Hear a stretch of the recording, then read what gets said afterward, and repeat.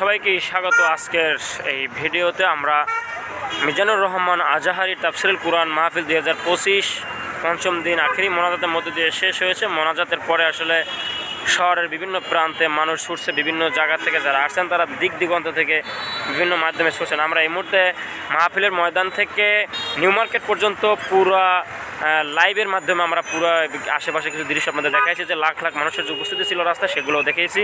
আমাদের হাসান ভাই পেজে এখনও লাইভ চলছে প্রায় আধা ঘন্টার প্লাস।